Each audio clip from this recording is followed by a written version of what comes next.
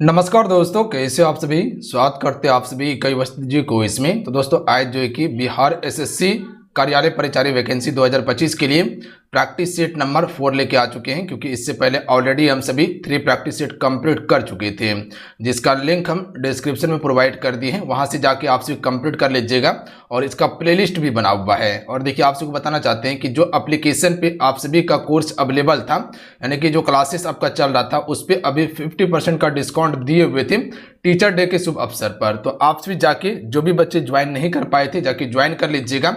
Direct 50% का discount दिए हुए हैं और ये ऑफर आज रात 12 बजे तक है। तो सभी बच्चे ज्वाइन करके तैयारी करना शुरू कर दीजिए। देखिए, एप्लीकेशन का लिंक डिस्क्रिप्शन में और कमेंट बॉक्स में पिन कर दिए हैं। इसके अलावा आप सभी जो भी क्लासेस यूट्यूब पे करवाए हैं वो क्लास को आप प्रॉपर करते रहिएगा, ठीक है। देखिए, जो एप्लीकेशन शो कर रहा है सक्सेस योद्धा एप्लीकेशन का नाम है, इसी को सर्च करके आपको डाउनलोड करके रजिस्ट्रेशन करके ज्वाइन कर लेना है। तो चलिए इस सेशन को शुरू करते हैं। हम सभी एक बार सेशन को लाइक करके शेयर कर दीजिएगा। जो चैनल पर नए, चैनल को जरूर सब्सक्राइब कर घंटे को प्रेस कर लीजिएगा, ताकि जब भी क्लास हो नोटिफिकेशन आप सभी को प्राप्त हो जाए। तो चलिए शुरू करते हैं आज की सेशन को। आज का फर्स्ट क्वेश्चन है, पहला क्वेश्चन है कि विटामिन ए की कमी से कौन सा रोग फैलता है। देखिए, अगर इन सेट में किसी भी क्वेश्चन का आंसर पता हो तो अपना आंसर आपसे नीचे कमेंट बॉक्स में बता सकते हैं, अन्यथा एक कॉपी में नोट कर सकते हैं। देखिए, आपसे को बताते हैं क्वेश्चन का आंसर आपसे जरूर लिखा कीजिए, क्योंकि जिस क्वेश्चन का आंसर आप लिख देते हैं फ्रेंड, वो क्वेश्चन प्रॉपर आपको याद हो जाता है। तो चलिए क्वेश्चन में एक का राइट आंसर कीजिएगा आप सभी। राइट आंसर ऑप्शन में सी होगा रतौंधी। ध्यान दीजिएगा आप सभी, रतौंधी जो होता है विटामिन ए की कमी से होता है। देखिए, विटामिन ए को हम सभी रेटिनॉल के नाम से जानते हैं और सबसे अच्छा स्रोत क्या है, गाजर इसका सबसे अच्छा स्रोत होता है। याद रखिएगा आप सभी। अच्छा, रिकेट्स जो होता है ये विटामिन डी की कमी से होता है, जिसे हम सभी कैल्सीफेरॉल के नाम से जानते हैं। इसमें क्या होता है, बच्चों की हड्डी कमजोर हो जाता है। बेरी बेरी रोग जो होता है विटामिन B1 की कमी से या विटामिन बी की कमी से होता है, जिसे हम सभी थायामीन के नाम से जानते हैं। और पेलाग्रा रोग जो होता है ये विटामिन B3 के कमी के कारण होता है, जिसे नियासिन के नाम से जानते हैं। तो इतना फैक्ट आपसे जरूर याद रखिएगा। यही से कुछ क्वेश्चन याद रखिएगा। अगर क्वेश्चन पूछा जाए विटामिन सी के बारे में, तो याद रखिएगा इसका रासायनिक नाम क्या है, एस्कॉर्बिक एसिड। रोग कौन सा होता है, एस्कॉर्बी नामक रोग होता है। ध्यान दीजिएगा आप सभी। सबसे अच्छा स्रोत क्या है, आंवला, यानी कि खट्टे पदार्थ सबसे अच्छा स्रोत होता है। उसके बाद जो है कि विटामिन ई का रासायनिक नाम याद रखिएगा, जिसे हम टेकोफेरॉल कहते हैं। और विटामिन के को क्या कहते हैं, फाइलोक्विनोन कहते हैं। तो इतना आप विटामिन के बारे में याद रखिएगा, आराम से प्रश्न बना लीजिएगा। अगला है, निम्नलिखित विटामिनों में से किसमें कोबाल्ट होता है। राइट आंसर ऑप्शन में बी होगा, विटामिन B12 में कोबाल्ट पाया जाता है। याद रखिएगा आप सभी। क्लियर हैं। अच्छा, विटामिन ए का रासायनिक नाम क्या बताएं, फाइलोक्विनोन बताएं। विटामिन 6 का रासायनिक नाम क्या होता है, पायरोडॉक्सिन होता है। याद रखिएगा आप सभी। तो ध्यान दीजिएगा आप सभी, पायरोडॉक्सिन जो है ये विटामिन आपका 6 का रासायनिक नाम है। अच्छा, विटामिन 2 का रासायनिक नाम क्या होता है, B2 का राइबोफ्लेविन। याद रखिएगा आप सभी।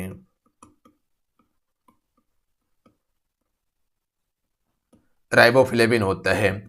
इसके अलावा याद रखिएगा, अगर क्वेश्चन पूछा जाए कि विटामिन B3 का रासायनिक नाम क्या है, तो ध्यान दीजिएगा नियासिन होता है, जैसे कि अभी आपको बताए थे हम। यहीं से क्वेश्चन याद रखिएगा, अगर क्वेश्चन पूछा जाए कि विटामिन B5 का रासायनिक नाम क्या है, पेंटोथेनिक एसिड होता है। ध्यान दीजिएगा आप सभी, क्या होता है, पेंटोथेनिक एसिड होता है। पेंटोथेनिक एसिड होता है। अच्छा, विटामिन B9 का याद रखिएगा आप सभी, विटामिन B9 का रासायनिक नाम क्या है, फॉलिक एसिड। फॉलिक एसिड होता है। अच्छा, विटामिन B7 का रासायनिक नाम क्या होता है, तो बायोटीन होता है। तो ध्यान दीजिएगा आप सभी, क्या होता है, बायोटीन होता है। और विटामिन के बारे में आप सभी को बताएं, इतना फैक्ट आप याद रखिएगा। आइए अगला क्वेश्चन देख लीजिएगा कि निम्न में से कौन सा उत्तक घाव भरने में सहायक होता है। देखिए, घाव भरने में जो सहायक उत्तक है एपिथेलियमी उत्तक होता है, और इसी को हम उपकला उत्तक के नाम से जानते हैं हिंदी में। याद रखिएगा आपसे, उपकला उत्तक कहा जाता है। ये जो है घाव भरने में सहायक होता है। यहीं से याद रखिएगा जो पेशीय उत्तक होता है ये क्या होता है, तो ये एक नरम उत्तक होता है जो शरीर की मांसपेशी को जोड़ता है। क्या करता है पेशीय उत्तक, शरीर की मांसपेशी को जोड़ता है। यह क्वेश्चन पूछा गया था बिहार पुलिस में। यह शरीर के अंगों को गति भी उत्पन्न करता है, तो यही क्वेश्चन पूछा गया था कि शरीर के अंगों की गति उत्पन्न कौन करता है, तो पेशीय उत्तक करता है। यहीं से याद रखिएगा संयोजी उत्तक के बारे में। संयोजी उत्तक जो होता है ये शरीर के विभिन्न अंगों को एक दूसरे के साथ जोड़ता है। जो शरीर का अलग अलग अंग होता है उसको एक दूसरों के साथ जोड़ने का काम किसका होता है, संयोजी उत्तक का होता है। उसके बाद तंत्रिका उत्तक के बारे में याद रखिएगा कि ये जो है आपका मस्तिष्क हो गया, रीढ़ हो गया, उसके बाद तंत्रिका जो है ये सभी में आपका तंत्रिका उत्तक पाया जाता है। प्लस में ये जो है कि संवेदना को शरीर के एक भाग से दूसरे भाग में भेजने का भी कार्य करता है आपका तंत्रिका उत्तक। और ये शरीर की कई गतिविधियों का समन्वय और नियंत्रण करने का जिम्मेदारी भी किसका होता है, तंत्रिका उत्तक का होता है। तो इतना सा आपसी उत्तक के बारे में याद रखिएगा। तो घाव भरने में सबसे सहायक उत्तक कौन सा है, एपिथेलियमी या उपकला उत्तक है। बात समझ गए आप सभी। आइए अगला क्वेश्चन देखिएगा आप सभी। क्वेश्चन 4 है कि LSD किससे प्राप्त होता है। देखिए LSD जो है ये आपका किससे प्राप्त होता है, तो कवक से प्राप्त होता है, याद रखिएगा आप सभी, यानी कि फंगस से। तो ऑप्शन बी बिल्कुल करेक्ट आंसर होगा। आइए अगला प्रश्न है क्वेश्चन 5। चलिए क्वेश्चन 5 का आपसे राइट आंसर कीजिएगा। तो सेबेसियस ग्रंथि कहाँ पाई जाती है, और इसको VBI करके आपसे याद रखिएगा, इंपॉर्टेंट है। सेबेसियस ग्रंथि जो है फ्रेंड ये कहाँ पाई जाती है, तो याद रखिएगा आप सभी स्थनियों की त्वचा के डर्मिस में पाई जाती है, यानी कि ऑप्शन बी राइट आंसर होगा, स्थनियों की त्वचा के डर्मिस में। अगला प्रश्न है क्वेश्चन 6 है कि लेक्राइमल ग्रंथियां स्रावित करती है। तो देखिए लेक्राइमल ग्रंथि जो है फ्रेंड ये आपका आंसू को स्रावित करती है। तो ध्यान दीजिएगा किसको, आंसू को। अगला क्वेश्चन है क्वेश्चन नंबर 7 है मनुष्य के शरीर में सबसे लंबी कोशिका कौन सी है। सबसे आसान प्रश्न कर सकते हैं, इस क्वेश्चन का आंसर सभी कीजिएगा और हमें उम्मीद है कि आपसे इस क्वेश्चन का आंसर लगा लीजिएगा। तो राइट आंसर हो जाएगा तंत्रिका कोशिका जो होता है फ्रेंड ये सबसे लंबी कोशिका होता है मानव शरीर का। अच्छा सबसे लंबी कोशिका जो है वो शुतुरमुर्ग की अंडे की होती है, तो ध्यान दीजिएगा आप सभी। अगला क्वेश्चन है कि लिंगामेंट एक रचना है जो जोड़ती है। देखिए लिंगामेंट की अगर बात किया जाए तो आपको याद रखना है कि ये आपका अस्थि को अस्थि से जोड़ती है, यानी कि ऑप्शन बी राइट आंसर होगा। जबकि अगर टिंडन की बात किया जाए तो वो अस्थि को पेशी से जोड़ता है, तो ये पॉइंट पर ध्यान दीजिएगा आप सभी। अगला प्रश्न है क्वेश्चन 9 कि किसने नारा दिया कि मानव के लिए एक धर्म एक जाति और एक ईश्वर कीजिएगा इसको, एक ईश्वर, ये किसके द्वारा नारा दिया गया था। चलिए क्वेश्चन 9 का आपसे राइट आंसर कीजिएगा। तो अगर आपसे ऑप्शन नंबर ए टिक करें बिल्कुल करेक्ट आंसर होगा, श्री नारायण गुरु ने ये नारा दिया था, तो ऑप्शन में ए राइट आंसर है। अगला है बारदोली सत्याग्रह जो 1928 में हुआ था, इसका नेतृत्व किसके द्वारा किया गया था। देखिए 1928 में जो बारदोली सत्याग्रह हुआ था, इसी सत्याग्रह के बाद जो है कि आपका सरदार वल्लभ भाई पटेल को लौह पुरुष की उपाधि दिया गया था। तो ऑप्शन नंबर क्या हो जाएगा, सी करेक्ट आंसर होगा, सरदार वल्लभ भाई पटेल। और डायरेक्ट यहां से क्वेश्चन पूछा जाता है कि बारदोली सत्याग्रह कब हुआ था, 1928 में हुआ था, डेट को याद रखिएगा आप सभी। अच्छा यहीं से आपको याद रखना है कि आपका कह सकते हैं कि लाहौर अधिवेशन कब हुआ था, 1929 में हुआ था, तो ये डेट याद रखिएगा। प्लस में एक क्वेश्चन याद रखिएगा 1925 के बारे में, काफ़ी इंपॉर्टेंट है। 1925 में आपका सरोजिनी नायडू जो है कि पहली महिला कह सकते भारतीय महिला कांग्रेस की अध्यक्ष बनी थी। 1924 का डेट याद रखिएगा आप सभी कि इस समय महात्मा गांधी जी के द्वारा पहली बार कांग्रेस का जो है कि अधिवेशन किया गया था, बेलगांव का अधिवेशन। 1920 का डेट याद रखिएगा, इस समय महात्मा गांधी जी के द्वारा असहयोग आंदोलन शुरू किया गया था। 1922 का डेट याद रखिएगा कि इस समय महात्मा गांधी जी के द्वारा असहयोग आंदोलन को वापस लिया गया था। 1919 में क्या हुआ था, जलियांवाला बाग हत्याकांड हुआ था। प्लस में हंटर आयोग की स्थापना हुआ था। प्लस में कह सकते हैं कि रॉलेट एक्ट पारित किया गया था। और इसी समय जो कि फ्रेंड आपका वर्साई की भी संधि होती है। अगला प्रश्न है कि किस प्रदेश में ब्रिटिश के विरुद्ध बिरसा मुंडा का संचालन रहा था। देखिए बिरसा मुंडा आंदोलन जो है फ्रेंड यह आपका 1895 से लेके 1900 ईस्वी तक ये आंदोलन चलता है, तो ध्यान दीजिएगा आप सभी। और ये जो है कि रांची वाला क्षेत्र मुख्य रूप से था, पर उस समय जो है कि खूंटी भी आपका रांची में ही पड़ता है, बट रांची ऑप्शन में नहीं दिया है, तो छोटा नागपुर आप सभी टिक कर सकते हैं। ध्यान दीजिएगा, रांची जो है ये आपका दक्षिणी छोटा नागपुर के अंतर्गत आता है। और मुख्य रूप से बिरसा मुंडा का जो केंद्र था वो खूंटी जिला का था, डुम्बारी पहाड़ी। अगला क्वेश्चन है कि डीएनए संश्लेषण का प्रतिपादन किसने किया था? राइट आंसर हो जाएगा कॉर्नबर्ग ने, ऑप्शन बी बिल्कुल राइट आंसर है। अगला प्रश्न देखिए, क्वेश्चन 13 है कि फिलोसॉफिकल जूलॉजी के लेखक कौन है? इंपॉर्टेंट प्रश्न रहेगा, ध्यान दीजिएगा आप सभी।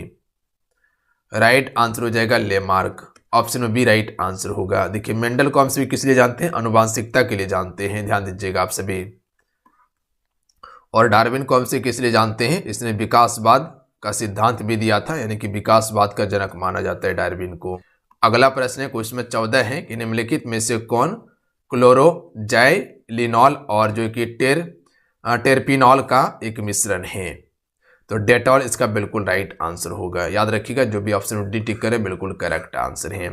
अगला क्वेश्चन है कि जब आप अपने हथेली पर एसीटोन डालते हैं और आपकी हथेलियों में ठंडक महसूस होती है, दी गई अभिक्रियाओं में से ऐसा किस एक के कारण होता है? वाष्पीकरण के कारण, ऑप्शन बी राइट आंसर होगा। ऊर्ध्वापातन में क्या होता है? तो ऊर्ध्वापातन में डायरेक्ट ठोस जो होता है वो आपका गैस में बदल जाता है, याद रखिएगा आप सभी।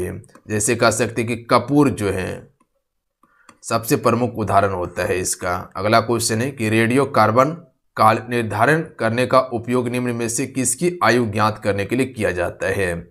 सिंपल भाषा में समझिए कि रेडियो कार्बन डेटिंग विधि जो है इससे किसकी आयु ज्ञात करने के लिए हम सभी प्रयोग करते हैं? तो राइट आंसर हो जाएगा जीवाश्म का, option number C correct answer होगा। जो भी सी टिक करें बिल्कुल राइट आंसर। आइए अगला प्रश्न देखिएगा, क्वेश्चन 17 है कि डैश में मांसपेशियों के लयबद्ध संकुचन के परिणाम स्वरूप बच्चा पैदा होता है। देखिए बिल्कुल इसको टेस्ट के तौर पर लेकर चलना है। जैसे जैसे जो है कि आपका सेट चलते रहेगा, इसमें जो है कि एक्स्ट्रा चीज़ें आपको ऐड करके हम प्रोवाइड करते रहेंगे। अभी थोड़ा सा कम जो है कि चीज़ें मिलने वाला है। देखिए यहाँ आपको जीरो से हम तैयारी करवाएंगे, हाई लेवल तक तैयारी करवाने वाले हैं।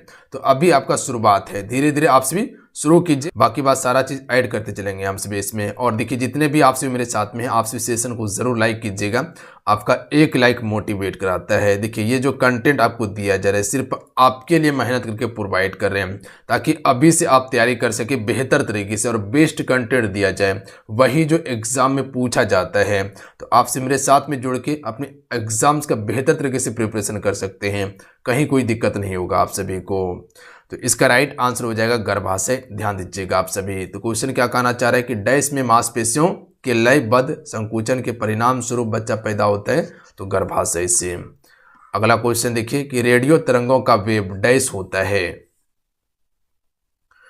राइट आंसर हो जाएगा ऑप्शन बी, प्रकाश के वेग के समान होता है रेडियो तरंगों का वेग। याद रखिएगा आप सभी।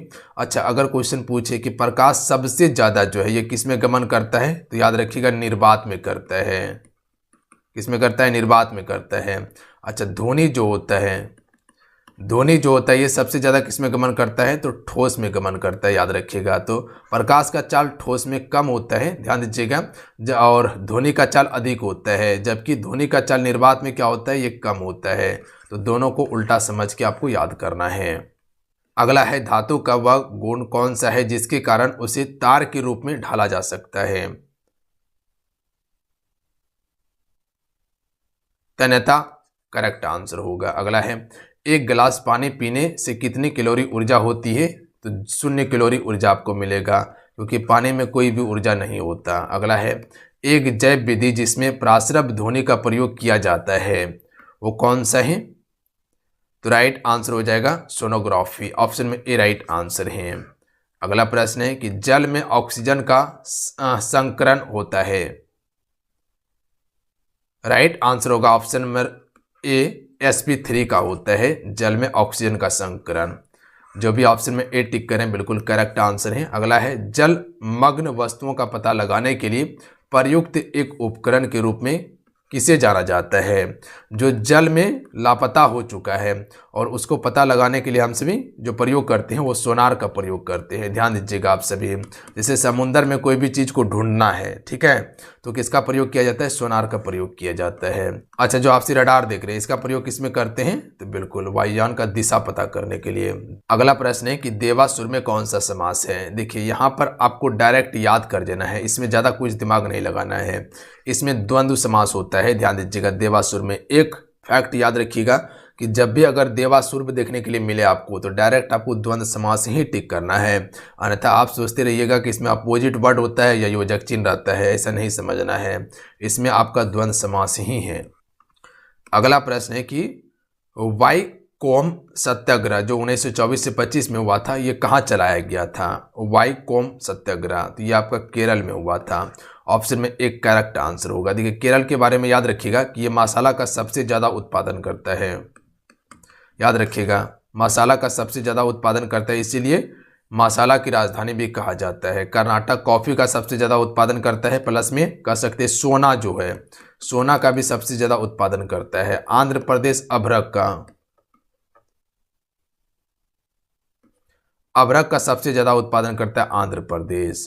ध्यान दीजिएगा आप सभी। अगला क्वेश्चन है कि अखिल भारतीय व्यापार संघ कांग्रेस का प्रथम अध्यक्ष कौन थे? तो यहाँ पर अखिल भारतीय व्यापार संघ कांग्रेस का अध्यक्ष बताना है। देखिए कांग्रेस की स्थापना 1885 में ए.ओ. ह्यूम के द्वारा किया गया था, और 1885 में पहला अध्यक्ष कौन बना था? व्योमेश चंद्र बनर्जी। ध्यान दीजिएगा। दूसरा अध्यक्ष 1886 में दादा भाई नौरोजी बना था। तो लाला लाजपत राय इसका बिल्कुल करेक्ट आंसर होगा, ऑप्शन नंबर डी। यही लाला लाजपत राय है जो कि 1928 में साइमन कमीशन का जो विरोध कर रहा था, उसमें अंग्रेजों के द्वारा लाठीचार्ज किया गया था, जिसके कारण से जो कि डंडा इसके सर पर लगने के कारण इसका मृत्यु हो गया था। अगला क्वेश्चन देख लीजिएगा। 1899 से 1900 के मुंडा क्रांति का नेता कौन था? जो आपका मुंडा विद्रोह हुआ था रांची वाला क्षेत्र में, जिसे हम सभी उलगुलान के नाम से भी जानते हैं, और इसका प्रमुख नेता था बिरसा मुंडा। याद रखिएगा आप सभी। देखिए बुद्धू भगत जो है ये आपका कह सकते हैं कि कोल विद्रोह से संबंधित है, जो कि आपका 1831 से 32 के बीच में हुआ था। सिद्धू कानू आपको पता है कि वो संथाल विद्रोह से संबंधित है, जो कि 1855-56 में हुआ था, संथाल परगना वाला क्षेत्र में। भारत की प्रथम जल विद्युत परियोजना कौन सी है? तो राइट आंसर हो जाएगा कावेरी नदी पर शिव समुद्रम परियोजना जो है ये आपका कह सकते हैं कि प्रथम जल विद्युत परियोजना है। जो भी ऑप्शन सी टिक करे बिल्कुल करेक्ट आंसर होगा।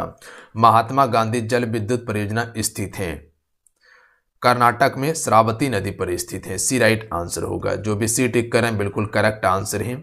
अगला है किसी पदार्थ का ज्वलन तापमान डैश है। चलिए क्वेश्चन 30 का आप सी राइट आंसर कीजिएगा। चलिए लगाइए इस क्वेश्चन का राइट आंसर क्या होगा। तो राइट आंसर ऑप्शन में सी हो जाएगा उस पदार्थ के दहन के लिए आवश्यक न्यूनतम तापमान होता है। तो अगर क्वेश्चन पूछा जाए तो आंसर कर लीजिएगा किसी पदार्थ का प्रज्वलन तापमान जो है ये आपका उस पदार्थ के दहन के लिए आवश्यक न्यूनतम तापमान है। अगला क्वेश्चन है कि वाहनों में टायर को खुरदरा बनाया जाता है जिससे इसका डैश है। देखिए कोई भी वाहन का जो आप टायर देखते हैं उसमें देखिएगा तो टायर खुरदरा होता है। क्यों होता है? तो घर्षण बढ़ाने के लिए किया जाता है। याद रखिएगा अगर प्लेन टायर बनाया जाएगा तो क्या हो जाएगा, अगर घड़केगा तो वो फिसलने का डर रहेगा, जबकि खुरदरा जो रहता है उसमें क्या होता है घर्षण पैदा होता है और उसको रोकने में मदद करता है और वो पिछलता नहीं है। तो ऑप्शन डी करेक्ट आंसर होगा। अगला क्वेश्चन देखिए कि तरल पदार्थ के बीच ऊष्मा का सबसे अच्छा सुचालक है। देखिए सुचालक क्या होता है, जो विद्युत का कह सकते हैं कि सबसे अच्छा चालक चांदी जो है ये विद्युत का सबसे अच्छा चालक माना जाता है। उसी प्रकार से ऊष्मा का सबसे अच्छा सुचालक जो है द्रव में वो आपका पारा हो जाएगा। याद रखिएगा आप सभी। तो ऑप्शन में सी करेक्ट आंसर है। अगला क्वेश्चन है कि अंडाशय से गर्भाशय तक अंडे की आवाजाही डैश के माध्यम से आगे बढ़ती है। फेलोपियन ट्यूब से बढ़ती है। राइट आंसर ऑप्शन में ए होगा, फेलोपियन ट्यूब से बढ़ती है। तो ऑप्शन में एक करेक्ट आंसर है। अगला क्वेश्चन है कि मुख्य दर्शन में कौन सा समास है। देखिए समास की बात आया तो आपको पता है कि समास का मुख्य रूप से 6 ही भेद होता है। अब यही बहु समास, तत्पुरुष समास, द्विगु समास, द्वंद्व समास, बहुब्री और कर्मधारय समास होता है। और एक नए समास होता है जो कि हम 7वां समास पढ़ते हैं, बट इसको ज़्यादा महत्व नहीं दिया जाता है। तो मुख्य दर्शन में आपका तत्पुरुष समास होगा, याद रखिएगा आप सभी। तत्पुरुष समास में क्या होता है, इसका अंतिम पद प्रधान होता है और प्रथम पद गौण होता है, जबकि अब यही बहु समास में प्रथम पद प्रधान होता है और अंतिम पद गौण होता है। सुएज नहर कब बनकर तैयार हुआ था? राइट आंसर हो जाएगा 1869 में, जो कि सुएज नहर बनकर तैयार हुआ था। सुएज नहर किसको किसको जोड़ता है? और सुएज नहर जो है फ्रेंड, यह आपका लाल सागर को भूमध्य सागर से जोड़ता है। तो ध्यान दीजिएगा आप सभी, भूमध्य सागर जो है, भूमध्य सागर को लाल सागर से जोड़ता है, लाल सागर से जोड़ता है। और यहीं से क्वेश्चन याद रखिएगा कि जो पनामा नहर है ये किसको जोड़ता है, तो ये प्रशांत महासागर को अटलांटिक महासागर से जोड़ता है। तो ध्यान दीजिएगा आप सभी, ये भी फैक्ट क्वेश्चन पूछा गया अटलांटिक महासागर से, याद रखिएगा आप सभी। अगला क्वेश्चन देख लीजिएगा, स्त्रीत्व में कौन सी संज्ञा है? स्त्रीत्व, यहां पर ध्यान दीजिएगा आप सभी, स्त्री की बात नहीं किया गया। अगर स्त्री की बात किया जाता तो जातिवाचक संज्ञा होता, ध्यान दीजिएगा आप सभी।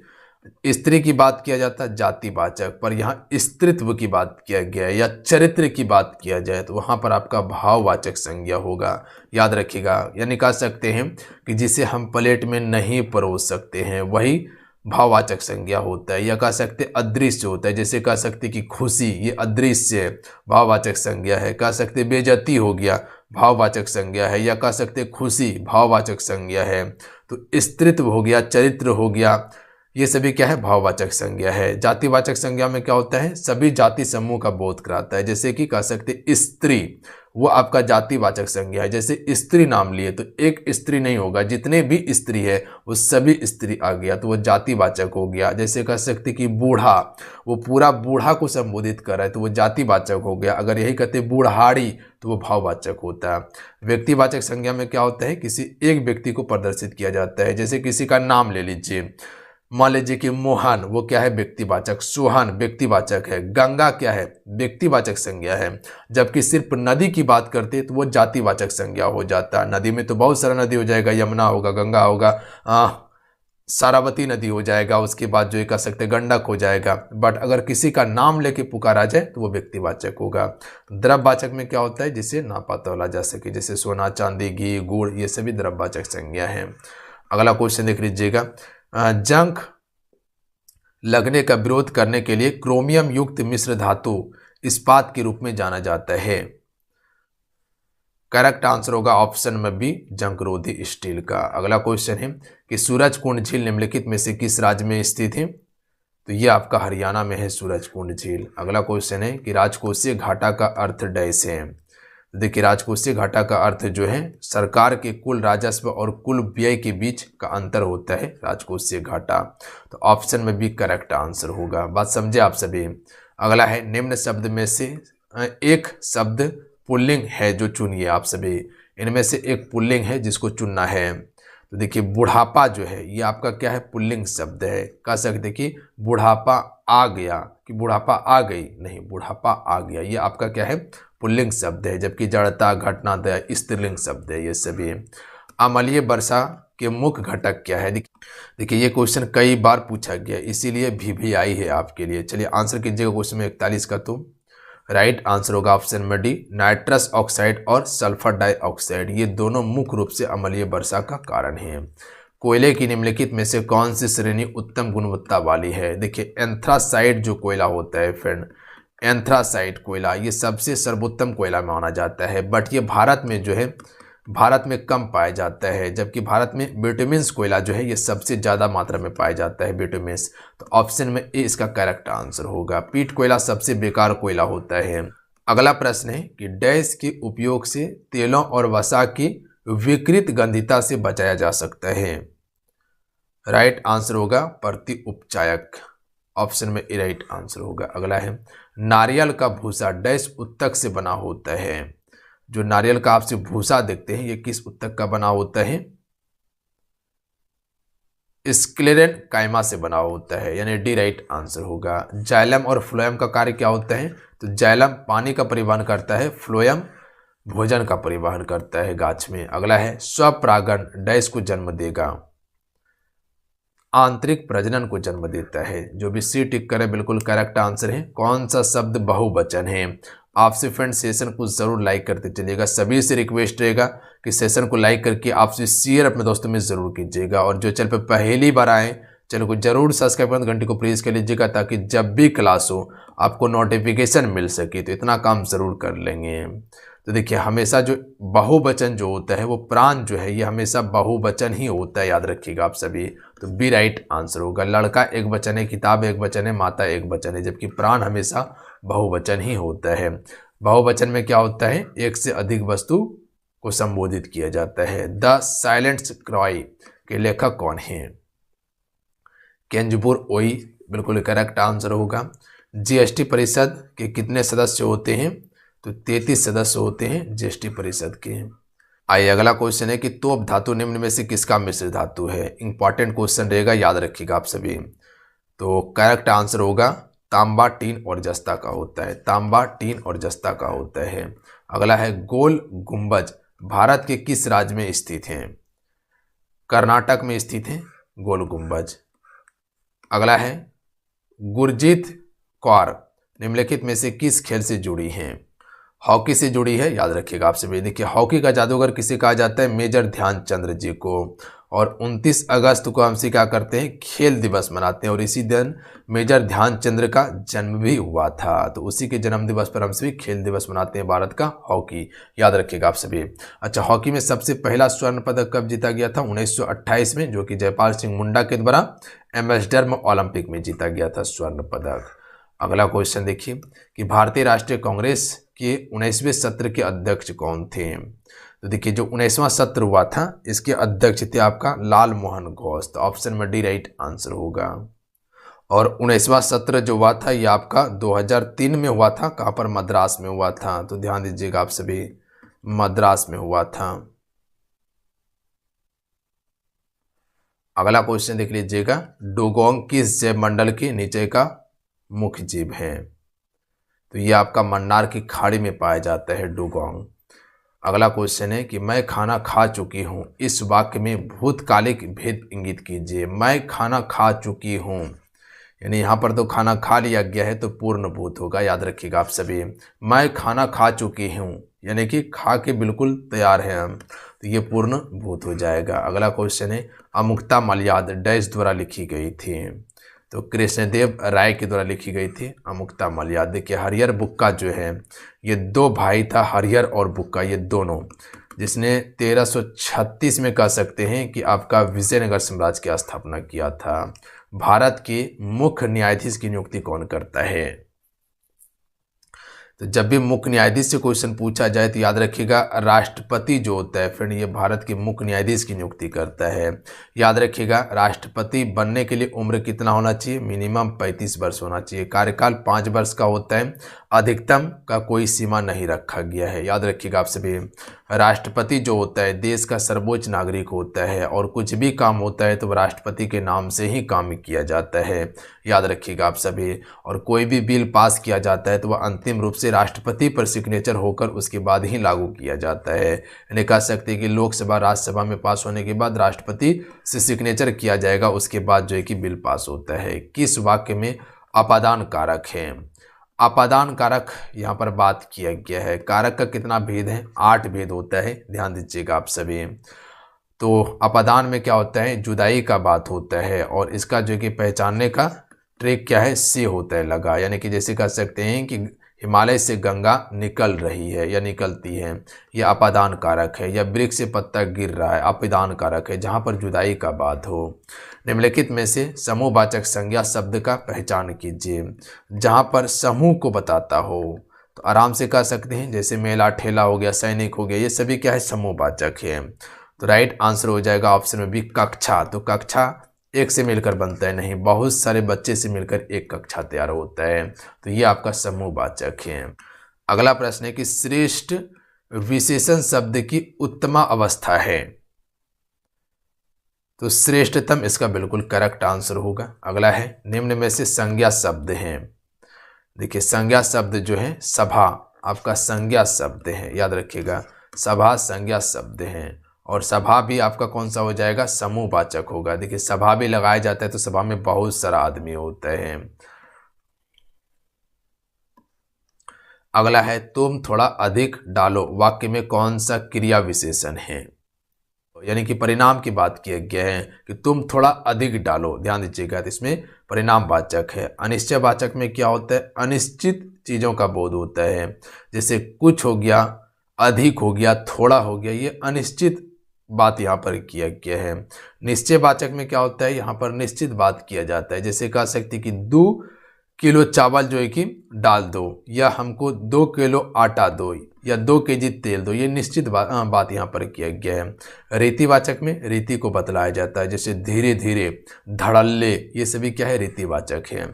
अगला है राधा तुरंत यहाँ से चली गई, इस वाक्य में क्रिया विशेषण है। देखिए यहाँ पर तुरंत की बात किया गया है तो यहाँ कालवाचक यानी समय को बताया जा रहा है। काल का अर्थ ही समय होता है तो यहाँ पर कालवाचक हो गया। क्या कहा गया कि राधा तुरंत यहाँ से चले गई, तो तुरंत का अर्थ क्या होता है, समय बताया जा रहा है। भाववाचक में भाव को दर्शाया जाएगा, परिणामवाचक में परिणाम बताया जाएगा, संख्यावाचक में संख्या बताया जाएगा। अगला क्वेश्चन देख लीजिएगा, निम्नलिखित में से किस विकल्प में सभी स्त्रीलिंग हैं। देखिए सभी स्त्रीलिंग जो है, जैसे मिर्ची हो गया, काली मिर्ची हो गया, और इमली, इमली खट्टी है, मिर्ची तीती है, काली मिर्ची भी तीती है, तो ये सभी क्या है, स्त्रीलिंग शब्द हैं। अगला है निम्न में से पुल्लिंग शब्द कौन सा है, तो यहाँ पर क्षेत्र जो होगा ये आपका पुल्लिंग शब्द होगा। ध्यान दीजिएगा क्या कहते हैं कि क्षेत्र बहुत बड़ा है, या तो ये नहीं कहते ना कि क्षेत्र बहुत बड़ी है, नहीं, क्षेत्र बहुत बड़ा है, बहुत बड़ा क्षेत्र है, पुल्लिंग शब्द है। सेवक शब्द का लिंग क्या है, तो देखिए सेवक शब्द का जो लिंग होता है वो आपका पुल्लिंग ही होता है, सेवक। स्त्रीलिंग शब्द का चुनाव कीजिए। अभिनेता का अभिनेत्री होता है तो आयुष्मान का क्या होगा, आयुष्मती होगा, बी करेक्ट आंसर होगा। बहुवचन शब्द चुनिए। जैसे बात का बातें होता है तो रात का क्या हो जाएगा, रातें होगा, सी करेक्ट आंसर होगा। निम्नलिखित में से कौन सा सदा बहुवचन में प्रयुक्त होता है, तो सदा बहुवचन में जो है फ्रेंड आपका केस जो है ये सदा बहुवचन ही होता है आपका, याद रखिएगा आपसे केस।